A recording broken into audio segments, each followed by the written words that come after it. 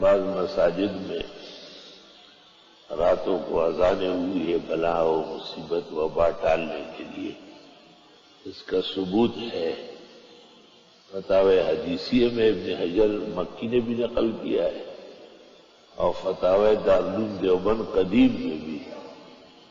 دارالعلوم دیوبند کے مفتی اعظم شیخ الکل فی الکل مولانا مفتی الرحمن نے لکھا ہے کہ بزرگان دین کے عمل سے ثابت ہے بارشیں بہت زیادہ اور تباہی مچ رہی ہو یا چیچک وغیرہ کے بعد مصیبتیں ہو یا کوئی وبا پھیل جائے تو مسلمان مسجدوں میں اذانیں دیں. اس کا طریقہ یہ کہ مغرب سے شروع کرتے اور مسجد کے حال کے چاروں کونوں میں ایک ہی وقت میں اذانیں ہوتی ہیں. پھر عشاء کی کافی دیر بعد پھر اذانیں دی جاتی ہیں. پھر آدھی رات کو پھر اذانیں دی جاتی ہیں. لیکن اس میں جماعت نہیں ہوتی. نفلوں کی جماعت حنفیہ کے ہاں حرام اور گناہ کبیرہ ہے. اس لیے یہاں تک تو بات صحیح ہے کہ بلا ٹالنے وبا روکنے خدا تعالیٰ کے قہر اور عذاب کو کم کرنے کے لیے اذانیں دی جاتی ہے اور یہ رسم رہا ہے بزرگان دین میں.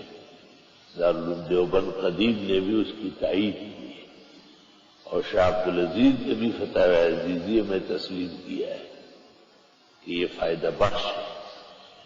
لیکن نفلوں کے لیے لوگوں کو مسجد میں اکٹھے کرنا یا جماعت کرانا یا قطعاً ناجائز ہے. حنفیہ کے ہاں اس کی کوئی گنجائش نہیں ہے اور ایسے کرنے والے گناہگار ہوں گے اور بجائے فائدے کے نقصان اٹھائیں گے. اس لیے اذانیں اور عذاب کو روکنے کی ایک تدبیر سلف نے تسلیم کیا ہے. لیکن سلف اور خلف کا اجماع ہے کہ نفلوں کی جماعت ناجائز و حرام ہے. اس واسطے اس سے پرہیز کیے جائے. الحمدللہ اللہم و نسألک السلام لا الہ الا اللہ وحدہ لا شریک لہ الحمد وعلی کل شیء دنیا حسنہ والآخرۃ حسنہ علما نافعا وعملا صالحا ورزقا حلالا وعمرا مبارکا. اللهم إنا نعوذ بك من جميع الوباء والقحط والألم والآحات والآفات يا إله العالمين.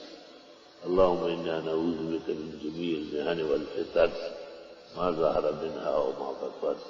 اللهم إنا نعوذ بك من جميع الأوجاع والأمراض والأسقام والوباء والقحط والأخذ والأحوال يا رب العالمين.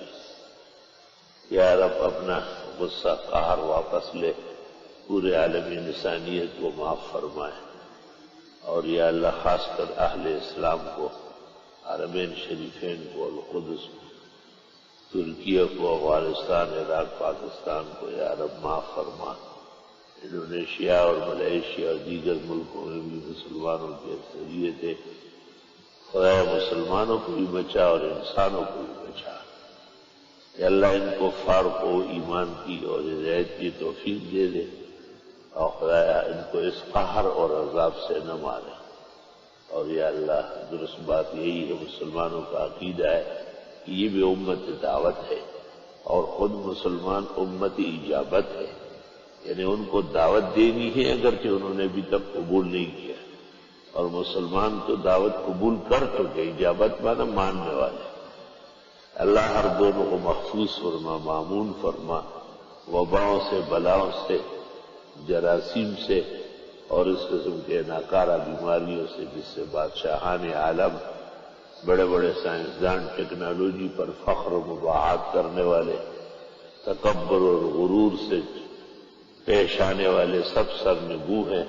خوایا تیرے قہر تیرے عذاب تیرے غضب اور تیری ناراضگی سے ہزار بار خواہ خدایا معاف فرما اپنی معافی عام فرما اور یا اللہ یہ عذاب یہ تکلیف بہت جلدی رفع دفع فرما. خدا انسانیت کو اور اسلام کو مسلمانوں کو ارض پاکستان کو محفوظ و معمول فرما. ربنا تقبل منا إنك أنت السميع العليم وتب علينا إنك أنت التواب الرحيم. صلى الله عليه وسلم.